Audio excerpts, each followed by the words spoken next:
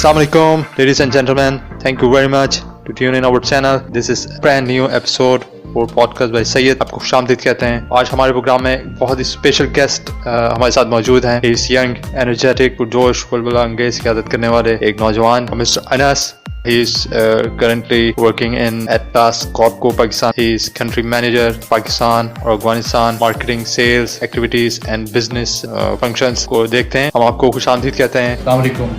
वालेकुम सलाम.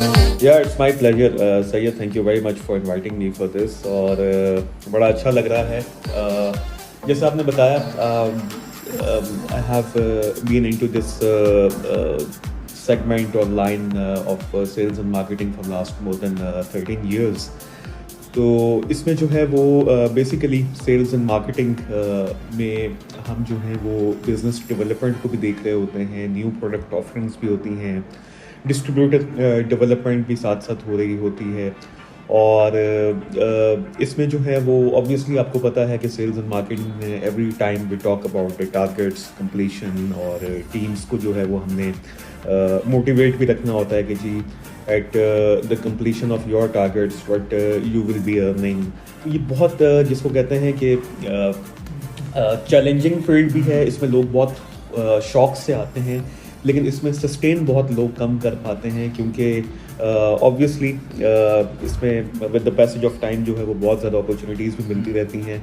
बट मेरे ख्याल में इसमें एक चीज़ ये बहुत इम्पॉर्टेंट है कि जो भी बंदा हो वो उसका एक अपना भी एक गोल होना चाहिए. नॉट ओनली कि आपको ऑर्गेनाइजेशन कोई टारगेट दे रहा हो.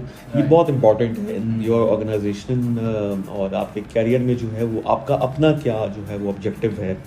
एक ऑब्जेक्टिव वो होता है जो हम अपनी सीवीज़ में लिख रहे होते हैं, और वो बहुत ही आर्टिफिशियल किस्म की एक स्टेटमेंट होती है जो हम शायद कभी कभी जो है वो कहीं से on a lighter note I am saying हम कभी कभी किसी से जो है वो ले लेते हैं या कॉपी पेस्ट कर देते हैं.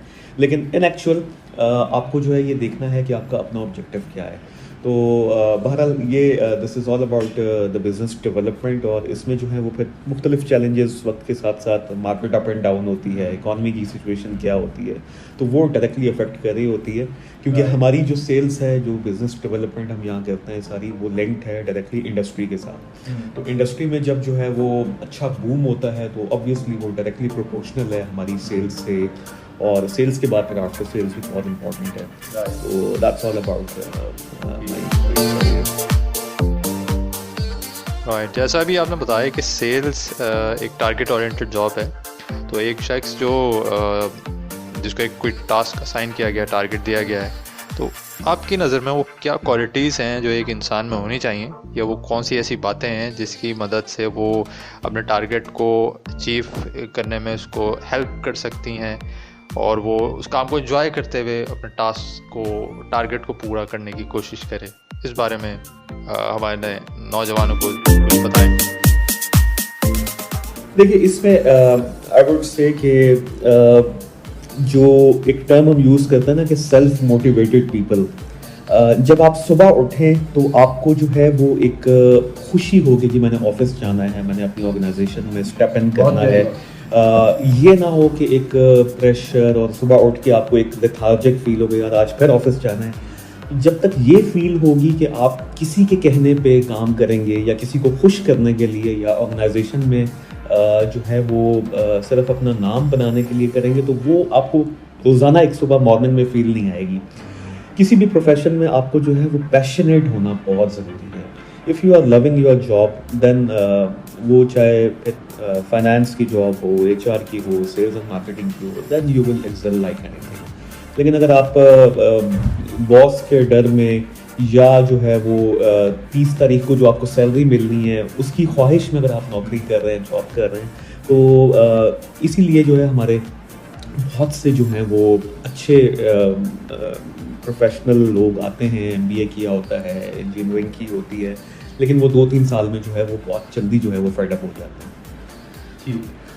ये गाइस ये बहुत ज़बरदस्त बात है जिस तरीके से अभी आपने सुना कि आपके पास पैशन एक किसी भी फील्ड के अंदर ज़रूरी है। आप कोई भी काम कर रहे हो, अगर आप उसको दिल से नहीं कर रहे, जैसे कि बताया आपको सुबह उठते हैं तो आपको मज़ा आना चाहिए, आप ऑफिस जा रहे हैं, आप मतलब ऐसे फेड अप ना हो, ये बहुत ज़रूरी चीज़ है। ये बहुत प्यारी बात थी गाइस, इसको ज़रूर अपनी ज़िंदगियों में शामिल करें। ये सारी बातें जो अभी हम कर रहे हैं, इसके अलावा और भी जो आएंगी, मुख्तलिफ इदारे महंगे महंगे पैसे लेके ये सारी बातें आपको बताते हैं। यहाँ पे सारा ज्ञान ये हमारे नौजवान सब लोग यहाँ से फ्री में हासिल कर सकते हैं और इसको अपने साथ जो है वो अपनी लाइफ में प्रोफेशनल या अगर ज्वाइन कर दिया है, काम कर रहे हैं या फिर करना चाहते हैं, तो साथ साथ ये ज़रूर नोट कीजिएगा, सीखिएगा, आगे भी बताइएगा। गोइंग फॉरवर्ड स्ट्रेस काम के अंदर बहुत हम देखते हैं आजकल के दौर के अंदर जो है ना वो नौजवान मुतासर है, बल्कि हर एज का जो है ना वो बंदा, भले वो जॉब करता हो या नहीं करता हो, हर ज़िंदगी में कहीं ना कहीं स्ट्रेस उसके ऊपर है। तो हम स्ट्रेस को कैसे मैनेज करते हैं? ऑफिस में हम मौजूद हैं, काम कर रहे हैं, हाउ टू कंट्रोल स्ट्रेस या मैनेज करें? या it's a very very valid question और बहुत इम्पॉर्टेंट है, क्योंकि ये जो टर्म आपने यूज़ की है स्ट्रेस, ये हम आज से 10-15 साल पहले चले जाएं तो हम ये टर्म यूज़ करते थे अबव 50s या अबव 60s में कि जी डिप्रेशन में आ गया है वो बंदा, वो स्ट्रेस में आ गया है, वो चीज़ समझ आती थी। लेकिन अब इस वक्त जो है वो 17 साल का एक यंगस्टर, 18 साल का यंगस्टर जो है उसको क्या स्ट्रेस है, 22 साल के बंदे में या एक नया बंदा जो ऑर्गेनाइजेशन में आ रहा है उसको क्या स्ट्रेस है। रूट कॉज बहुत इंपॉर्टेंट होता है किसी भी चीज़ का। In my opinion you guys may differ, but मेरा एनालिसिस ये है कि आजकल की जो हमारी दुनिया है बहुत हम ज़्यादा मटीरियलिस्टिक हो गए हैं। हम किसी के अच्छे कपड़े पहने हुए देखते हैं या किसी को अच्छी गाड़ी में देखते हैं तो वो हम हमेशा उसको जो है वो कंपेयर करना शुरू कर देते हैं कि ये चीज़ मेरे पास क्यों नहीं है। मेरी एक बहुत छोटी सी एडवाइस होगी इस प्लेटफॉर्म से कि don't compare yourself with others, बिल्कुल भी नहीं करें। अगर आपने अपने से ऊपर वालों से कंपेयर करना शुरू कर दिया तो आप हमेशा आई मीन इट कि आप 90 साल की ज़िंदगी गुजार लें, 100 साल की, आप आखिरी दिन तक टिल योर लास्ट ब्रेथ आप स्ट्रेस में रहेंगे। बिल्कुल। तो ये जो रेस है कि मैंने इससे आगे निकलना है, मैंने इसको 1 लाख पे पहुंचना है, 2 लाख पे पहुंचना है, 5 लाख पे पहुंचना है, it's a never ending game. Stress को ओवरकम करने के लिए बहुत सारी चीज़ें, 1-2 टिप्स मैं ये दे सकता हूँ जिसको मैं खुद भी अडॉप्ट करता हूँ। ये है कि बुक रीडिंग बहुत ज़रूरी है। जिस भी आपको टॉपिक में मज़ा आता है बुक्स पढ़ें अच्छी। और नंबर 2 चीज़ ये है कि गिव योरसेल्फ सम टाइम। अकेले बैठ के देखें, ये कुछ अर्सा पहले लोग कहते थे जो खुद से बातें करता है वो पागल होता है। अकेले बैठें किसी पार्क में, जस्ट क्लोज योर आइज़, जिसको आजकल मेडिटेशन भी कहते हैं, बहुत इंपॉर्टेंट है। और अपने आप को फ़िक्रों से आज़ाद करके ये सोचें कि यार व्हाट आई एम डूइंग, मैं ज़िंदगी में क्या कर रहा हूँ और मुझे क्या करना चाहिए। ये बहुत इंपॉर्टेंट है। सेल्फ असेसमेंट एनालिसिस, ये जिस इंसान में आ जाता है वो फिर इन सब चीज़ों से आज़ाद हो जाता है। और अपने आप से मोहब्बत करना भी सीखना चाहिए। जब हम किसी से कंपेयर करते हैं तो हम उसको आइडियलाइज कर रहे होते हैं और अपने आप को जो है वो अंदर से किल कर रहे होते हैं कि यार मैं ऐसा क्यों नहीं हूँ, मैं ऐसा क्यों नहीं हूँ। जब आप ये बार बार क्वेश्चन करते हैं तो आप इन्फीरियर फील करते हैं और अगला सुपीरियर होता है। हालांकि आप उसकी ज़िंदगी में झांक के देखें तो उसके अपने चैलेंजेस हैं। जिनको हम एडमायर करते हैं उनके घर में आप 1-2 दिन रह के देख लें कि उनकी लाइफ में क्या चैलेंजेस हैं। एग्जैक्टली। तो that's very very important in my sense. Stress हमारे नौजवानों को आजकल बहुत ज़्यादा है। तो ये कुछ चीज़ें हैं आई वुड लाइक टू से कि डोंट कंपेयर योरसेल्फ, ये बहुत इंपॉर्टेंट है। इसको मैं इसलिए भी डिफ़ाइन कर रहा हूँ कि बहुत सारे इंटरव्यूज़ मैंने लिए और लोगों को हम हायर भी करते हैं। उसके बाद 6 महीने साल बाद जो है वो कंपेयर करना शुरू कर देते हैं कि जी उसको होंडा सिटी मिली हुई है, मुझे उसको बात होंडा नहीं। सिविक मिली हुई है, मैं 3 साल से हूँ, मेरी प्रमोशन क्यों नहीं हुई? तो इट्स ऑल अबाउट माइंडसेट।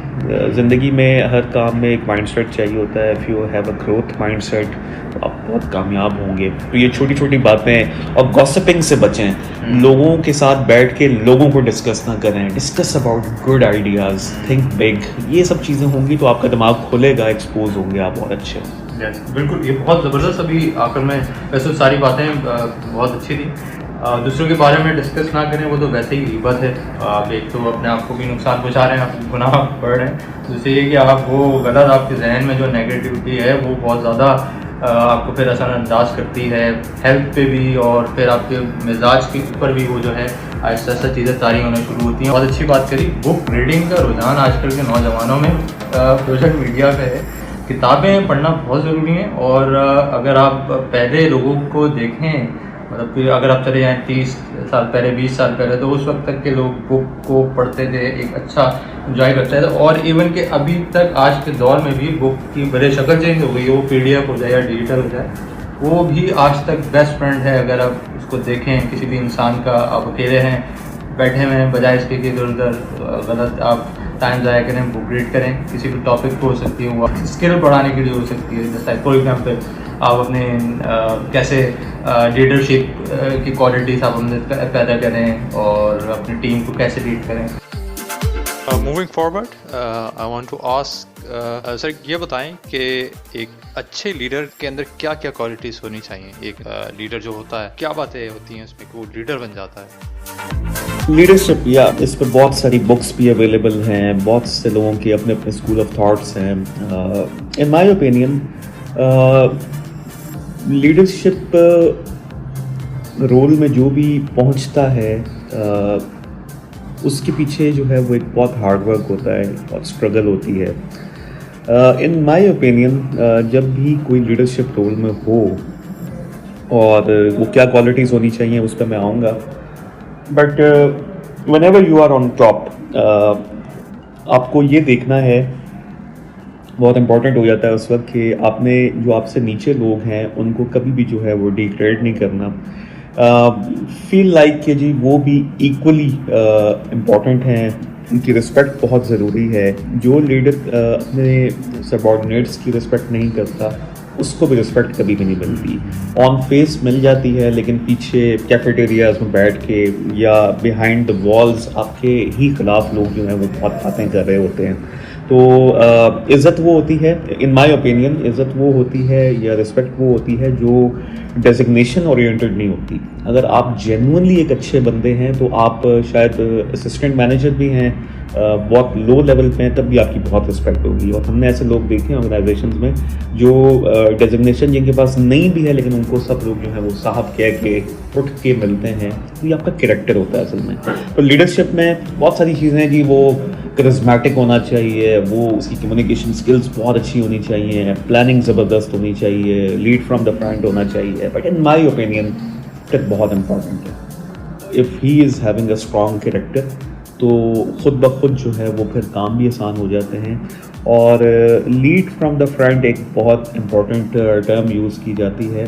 आप अपनी टीम को अगर ये कहते हैं कि जी I want to have a punctual team, और आप ख़ुद जो है वो पंक्चुअलिटी नहीं दिखाते, आप उनको ये कहते हैं कि जी फॉर एग्जांपल मैं अपनी सेल्स की बात करूँ, सेल्स एंड मार्केटिंग में हम ये कहते हैं कि जी मुझे सेल्स की जो है वो ये फिगर्स चाहिए, लेकिन उसमें आपका कंट्रीब्यूशन कुछ ना हो, तो फिर लोग जो है वो एक जिसको कहते हैं ना, एक बेयकीनी और गैर यकीनी की सब जो है वो फ़िज़ा कायम हो जाती है।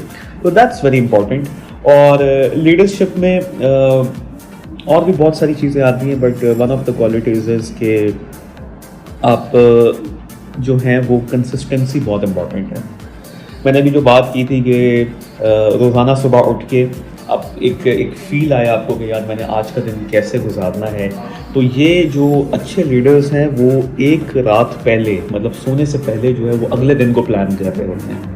ठीक है, पूरा वीक प्लान होता है कि मैंने फैमिली को कितना टाइम देना है, मैंने ऑफिस लैपटॉप को कब बंद कर देना है, उसके बाद मैंने क्वालिटी टाइम अपना जो है वो फैमिली को देना है।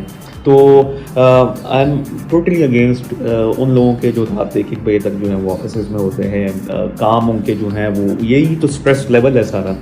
और उसके बाद जब वो घर पहुंचते हैं तो फैमिली में एक जो है वो एक अजीब किस्म की जो है वो एक फ्रिक्शन होती है, ना बच्चे वेल एसोसिएटेड होते हैं। तो ऐसा लीडर जो अपने ऑफिस में कामयाब है और घर में नाकाम है, इन my opinion he is just wasting his time. Yes, ये बहुत इम्पोर्टेंट चीज़ भी आपने सुनी है कि टाइम अगर हम मैनेज नहीं कर पा रहे हैं अपनी लाइफ में, अपनी जॉब, अपनी पढ़ाई और अपने घर वालों को, फैमिली को नहीं दे पा रहे हैं, तो ये वाकई में बहुत ही ज़्यादा स्ट्रेसफुल सिचुएशन है। टाइम इफेक्टिवली मैनेज करना ये बहुत ज़रूरी है आजकल के दौर में। आप कहीं जा रहे हो, रास्ते में आपको मालूम होना चाहिए, आपको पता है कि ट्रैफिक की सूरत हमारी सिटी कैसी है, पहले निकले मैनेज करते हुए, ताकि आप वक्त पे पहुँचे, किसी को आपकी वजह से तकलीफ ना हो जाए। आपके इंतज़ार में बैठा, आपने किसी को टाइम दिया हुआ, तो टाइम को परफेक्ट तरीके से मैनेज करना बहुत ज़रूरी है। टाइम अगर मैनेज ना हो तो उसके बहुत बुरे असर भी हो सकते हैं। सर, आप अपनी लाइफ में टाइम को कैसे मैनेज करते हैं? इतनी सारी रिस्पॉन्सिबिलिटीज़ हैं, तो आप कैसे मैनेज करते हैं? Syed, it's a very good question, interesting one. In fact, मुश्किल नहीं होता। हमने शायद इसको बहुत ज़्यादा जो है वो एक ऐसी टर्म बना ली कि जी टाइम मैनेजमेंट, और फिर इस पर कोर्सेज होते हैं मुख्तलिफ मैनेजमेंट इंस्टीट्यूट्स में, और बड़ी किस्म की फ़िलासफ़ीज़ जो हैं वो बताई जाती हैं। देखें, हमारा जो रिलीजन है वो हमें क्या सिखाता है कि देखें, इसके पीछे भी एक साइंस है पूरी।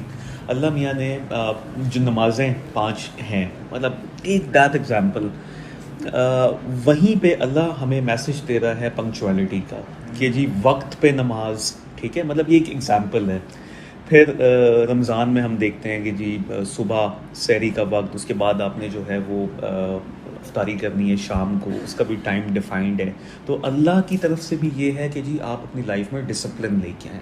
डिसिप्लिन बहुत इम्पोर्टेंट है। खाने का वक्त है, घर में आपने जो है वो एक फैमिली वैल्यू बना लें कि जी हम सब ने फॉर एग्ज़ाम्पल हम 9 बजे सब जो हैं, चाहे कोई कहीं पे भी है, घर में बैठा हुआ है, काम कर रहा है, हमने खाना साथ खाना है, ठीक है। ये नॉर्म्स हैं, जो वैल्यूज़ हैं, ये आपको सेट करनी होती हैं खुद। कोई आके आपको टाइम मैनेजमेंट नहीं सिखा सकता। तो ये सब चीज़ें हैं, और हर एक को ड्यू इम्पोर्टेंस, अपनी प्रायोरिटीज सेट करें कि जी इस वक्त मेरी प्रायोरिटी क्या है। इस वक्त जॉब मेरी प्रायोरिटी है, ये बहुत इम्पॉर्टेंट है। तो हमें असल में ये नहीं पता होता, हम अर्जेंट और इम्पॉर्टेंट इसमें ही फंस जाते हैं कि जी हमारी लाइफ में अर्जेंसी क्या है, इम्पॉर्टेंस क्या है। फॉर एग्ज़ाम्पल मैं एक आपको इंसिडेंट देता हूँ कि जी आपके खुदा ना खास्ता घर में किसी की एकदम तबीयत ख़राब हो जाती है, और उसी वक्त आपने जो है वो प्लान किया हुआ था कि आपने जो है वो एक कैचअप करना है दोस्तों के साथ। तो अब इस जगह पे जो है वो ठीक है, दोस्तों के साथ भी आपने कैचअप करना है, वो भी इम्पॉर्टेंट है, लेकिन अर्जेंसी इस वक्त क्या हो गई कि आपने जो बीमार है आपके घर में, उसको आपने हॉस्पिटल लेके जाना है, ठीक है। तो ये हर मोमेंट में, लाइफ के हर माइक्रो सेकेंड में ये आपके अंदर एक जंग चलनी चाहिए कि जी इस वक्त मेरे लिए इम्पॉर्टेंट क्या है और अर्जेंट क्या है। तो दैट्स वेरी वेरी इंपॉर्टेंट। और माइंडेड कि ये आपको बुक्स में कहीं नहीं मिलेगा, ये आपको खुद प्रैक्टिस करना पड़ेगा, और अपनी लाइफ में जो खुद डिसिप्लिन ला सकते हैं, फर्स्ट स्टेप यही है, स्पिरिचुअलिटी। और इसमें जो है वो जो मैंने अभी नमाज की एग्जांपल दी है, that's the key in my opinion. ये अल्लाह ताला ने ऐसे नहीं रखा 5 वक्त की नमाज में, मुख्तलिफ टाइम स्लॉट्स में। ज़ोहर की नमाज में आप ऑफिस में होते हैं, that's again a challenging time. अब उसके लिए आपने किस तरह 5 मिनट 10 मिनट एलोकेट करने हैं, तो that's the whole thing behind it. तो इतना मुश्किल नहीं है, लेकिन उसमें खुद आपको जो है वो प्रैक्टिस करनी होती है। लोग हेल्थ के ऊपर बहुत कम तवज्जो देते हैं, ऐसे नहीं कि नहीं देते, बहुत सारे लोग हैं जो फिटनेस का ख्याल रखते हैं, लेकिन हम फिटनेस खाने पीने के हवाले से जो है ना बहुत सारे लोग इग्नोर कर जाते हैं, और फास्ट फूड और ये चीज़ें चल रही हैं। तो आपका क्या है फिटनेस के हवाले से आइडिया, कैसे कंट्रोल करते हैं आप अपने डाइट और दूसरी चीज़ें से बचते हैं? अच्छा, this is a good question, but the problem is कि शायद इसमें मैं भी कहीं ना कहीं जो है वो लैक कर रहा होता हूँ। लेकिन एक चीज़ बहुत अहम है। देखें, अभी हमने बहुत सी चीज़ों को डिस्कस किया था कि स्ट्रेस होती है, फिर जो है वो टाइम मैनेजमेंट की हमने बात की। ये भी लिंक्ड है उसी चीज़ से कि इनसाइड योर सेल्फ। देखिए, एक बाहर की दुनिया है, एक आपके अंदर की दुनिया है। हर इंसान के अंदर एक पूरी दुनिया है, पूरी यूनिवर्स है, ठीक है। आप अपना एक कॉन्स्टिट्यूशन भी बना सकते हैं, आप अपना एक गोल भी सेट कर सकते हैं, एक पूरी ज़िंदगी है आपके अंदर, ठीक है।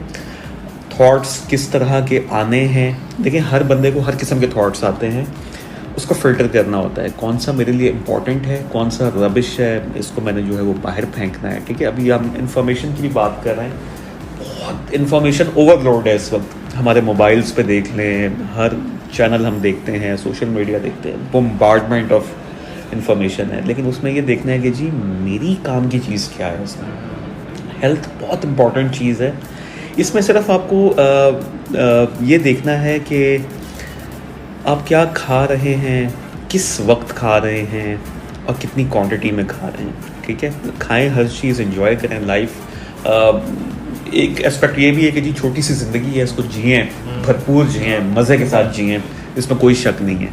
लेकिन माइंडेड के ये जो हेल्थ है ये जब नहीं रहती खुदा ना खास्ता, तो फिर उसकी इम्पोर्टेंस का हमें पता चलता है। तो द बेस्ट थिंग इज़ कि 15-20 मिनट्स की अगर वॉक कर ली जाए, विच आई ऑलवेज ट्राई, बहुत मेरी कोशिश होती है, और 1-2 दिन स्किप होते हैं बीच में, लेकिन 2-3 टाइम्स इन अ वीक लाजमी इसको स्टार्ट करें and you will enjoy it. और उसी में जो मैंने अभी ये बात की थी कि एक किसी बेंच पे जाके बैठ के आंखें बंद करके आपने जो है वो अपने आप को एनालिसिस करना है कि मैं क्या कर रहा हूँ, मुझे कैसा करना चाहिए, और इम्प्रूवमेंट के लिए रोज़ाना ये मेरी रिक्वेस्ट है। ये जितने भी सवाल सैयद अभी आपने पूछे हैं, ये असल में सेल्फ इम्प्रूवमेंट के सवाल हैं, ठीक है। तो ये देखना है कि यार जो कल दिन गुजर गया, जो कल 24 घंटे गुजर गए थे, उसके बाद मेरी पोजीशन स्टेगनेंट है या मैं 1 स्टेप अहेड किया हूँ हर चीज़ में, टाइम मैनेजमेंट में, स्ट्रेस मैनेजमेंट में, अपने करियर में, अपनी फैमिली वैल्यूज़ में, हेल्थ पॉइंट ऑफ व्यू से इम्प्रूवमेंट आनी चाहिए। थॉट्स अच्छे आ रहे हैं या नहीं आ रहे, ठीक है। स्पिरिचुअलिटी, अल्लाह ताला से ताल्लुक़ जो है मेरा कितना करीब हो रहा है, मैं कितना उससे जो है वो सुकून पा रहा हूँ, इबादत करता भी हूँ। देखिए बहुत से लोग हैं, अब ये टॉपिक से थोड़ा सा हट रहा है, लेकिन बहुत से लोग हैं जो नमाजें भी पढ़ रहे हैं, सब कुछ हो रहा है, लेकिन सुकून नहीं है। देखिए वो फिर there must be some drawback, कोई मसला है। वो मसला यही है कि हम जेन्युइनली अल्लाह ताला से वो मांग नहीं रहे जो हमें मांगना चाहिए, और वो उसका कुर्ब है, ठीक है। मूविंग फॉरवर्ड, हम अवॉइड नहीं कर सकते हैं आज के दौर के अंदर मोबाइल, सोशल मीडिया और ये जितनी भी चीज़ें हैं, वक्त की ज़रूरत भी है और उसके बगैर गुजारा भी नहीं है।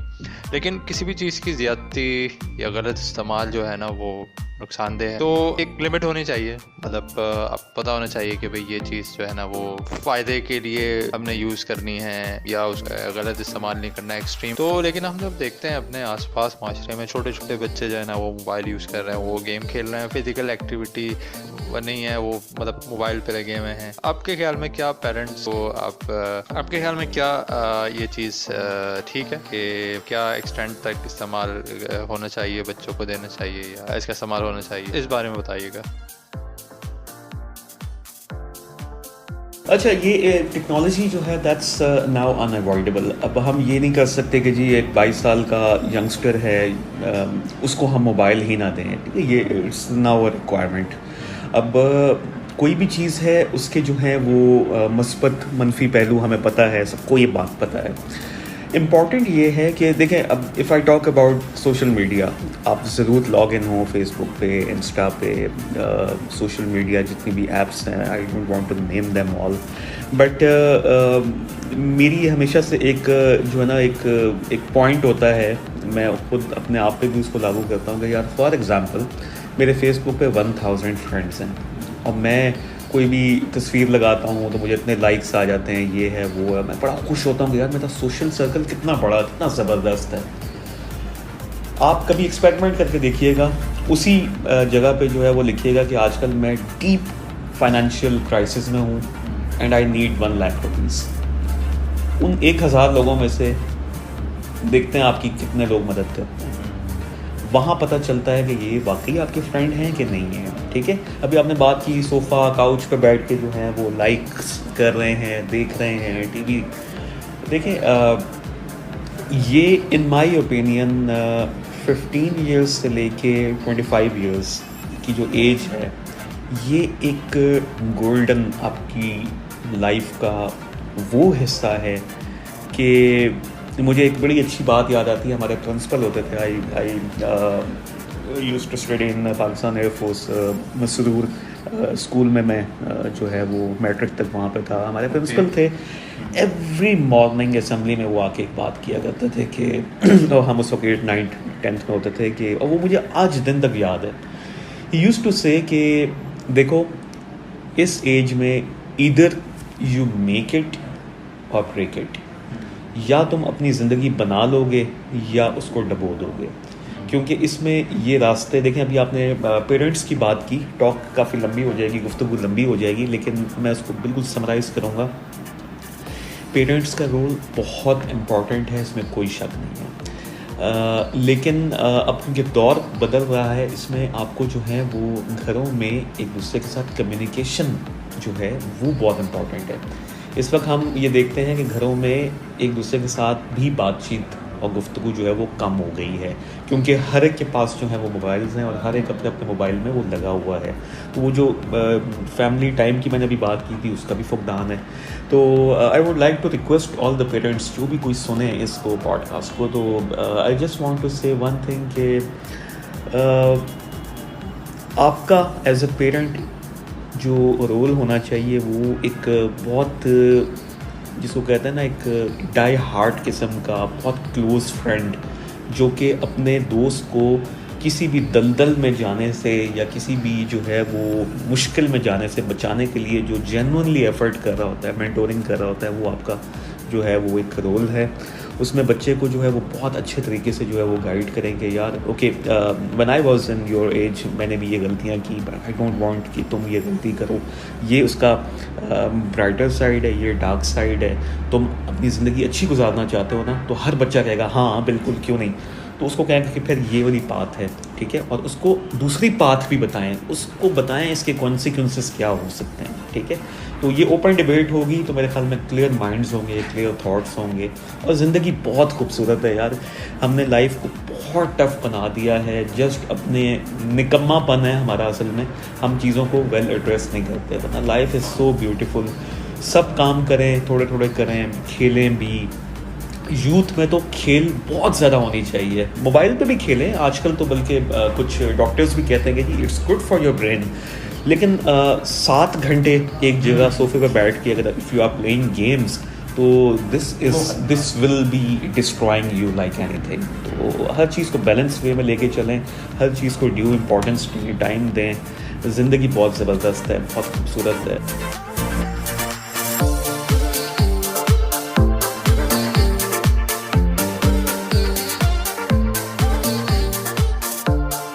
Now I want to ask very important question.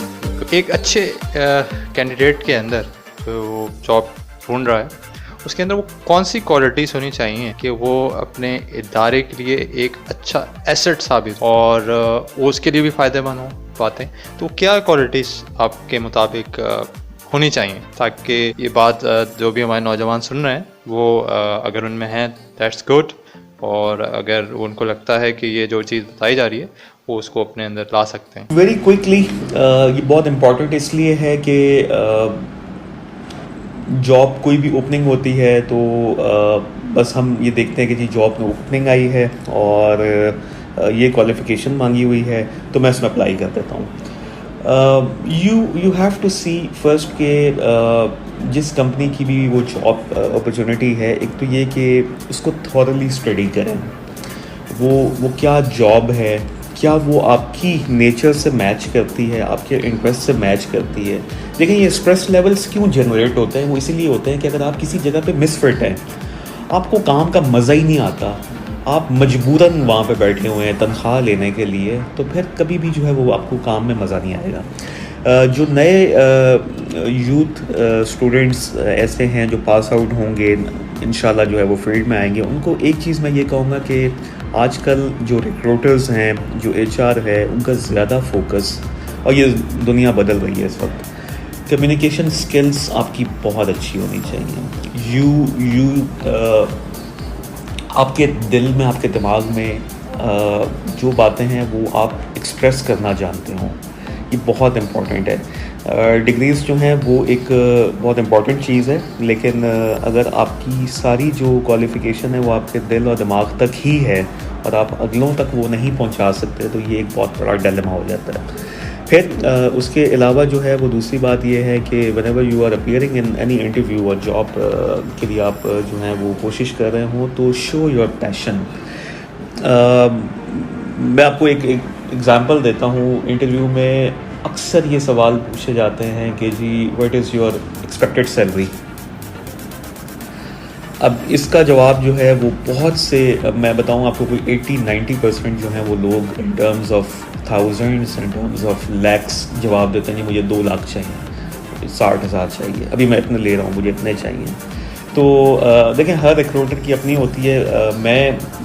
मैं जब भी किसी के मुंह से ये बात सुनता हूँ तो then and there I realise कि इस बंदे के लिए शायद पैसा ही इम्पॉर्टेंट है। तो आप जब पहली दूसरी जॉब हो, कैरियर का स्टार्ट हो, तो शो योर पैशन। आप कहें कि जी अभी मेरे लिए पैसा वैल्यू बिल्कुल भी नहीं करता, I want to learn, I want to give something to this organisation. आप अपनी ये अर्ज, अपनी ये जो पैशन है ये शो करेंगे रिक्रूटर को, तो he will have point of view about you कि यार ये बंदा सीखना चाहता है, इसमें एक ड्राइव है, he wants to do something. तो बी कॉन्फिडेंट, स्टडी करें, और इंटरव्यू में जाने से पहले जो है वो आपको उस ऑर्गेनाइजेशन का ज़रूर पता होना चाहिए, ये बहुत इंपॉर्टेंट है। अक्सर लोग इंटरव्यू में अपीयर होते हैं, उनसे पूछा जाता है कि जी आपने जिस जॉब के लिए अप्लाई किया, do you know this organisation? तो हाँ जी मुझे पता है। शायद ये ऐसा करते हैं ना, वाई यू यूज़ वर्ड शायद। आजकल तो हर चीज़ इन्फॉर्मेशन जो है वो वेबसाइट पे है, वेरी क्रिस्टल क्लियर कि जी आप ये काम करते हैं, ये कंपनी, ये इसके ऑपरेशंस हैं, ये ब्ला ब्ला ब्ला।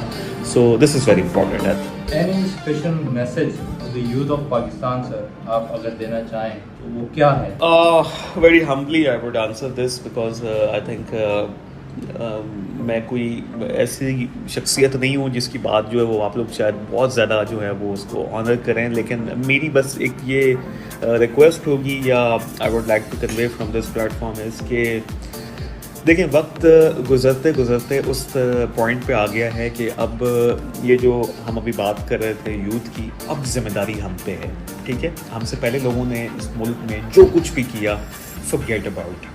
अगर तो देखें, हमें फ़ैसला करना है कि हमने रोना पीटना है अपने पास्ट को या हमने अपना फ्यूचर बेहतर बनाना है। ठीक है, तो we should open our eyes. हमें ये देखना है कि जी अब हम पे रिस्पॉन्सिबिलिटी है, हमने इस कश्ती को आगे लेके जाना है। तो उसके लिए जो है वो बी रिस्पॉन्सिबल। एक दूसरे पर लान तान करने से कुछ भी नहीं होगा, और ना ही इस तरह होगा कि जी फ़लाँ तो ऐसा है तो मैं क्यों ऐसा हूँ। तो हर एक अपनी अपनी रिस्पॉन्सिबिलिटी जो है वो उसको ओन करे।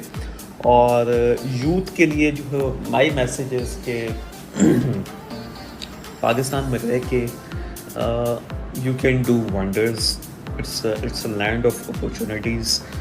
जो डैमेज हो चुका है हमारी नेशन, वी ऑल नो, उसमें मैं नहीं जाऊंगा, लेकिन इस डैमेज को मज़ीद बढ़ने से रोकने के लिए मेरे ख्याल में जो यूथ पार्ट प्ले कर सकती है, यूथ को अपनी जो सोच है, डायरेक्शन है, उसको सही करना है। इस वक्त वेरी अनफॉर्चुनेट आप ट्रैफिक का हाल देखते हैं, उसमें भी अक्सरियत हमारी यूथ जो है वो उसको लॉस को जो है वो बिल्कुल फॉलो नहीं कर रही होती।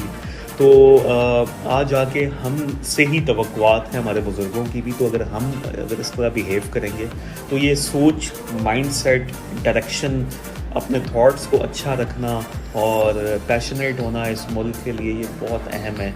And again I am saying, ये जो हर रोज़ हमें एक नई ज़िंदगी मिलती है। देखिए, ये जो नींद है, रात की नींद, ये मौत की मानंदी है। रोज़ाना आप मौत से फिर ज़िंदगी में वापस आते हैं। तो अब ये जो दिन चढ़ता है उसको फ्रूटफुल बनाने की कोशिश करें, दूसरों के लिए, दूसरों की मदद करें और हेल्पिंग हैंड बने। देखें, आप 35 साल के हैं, 40 साल के हैं, आप 20 साल के नौजवान के लिए क्या कर सकते हैं? आप 20 साल के हैं, आप 10 साल के बच्चे के लिए क्या कर सकते हैं? उसको कैसे ग्रूम कर सकते हैं? उसकी हेल्प कैसे कर सकते हैं? हेल्प का मतलब आता ही हम समझते हैं यार पैसा नहीं, पैसा नहीं है।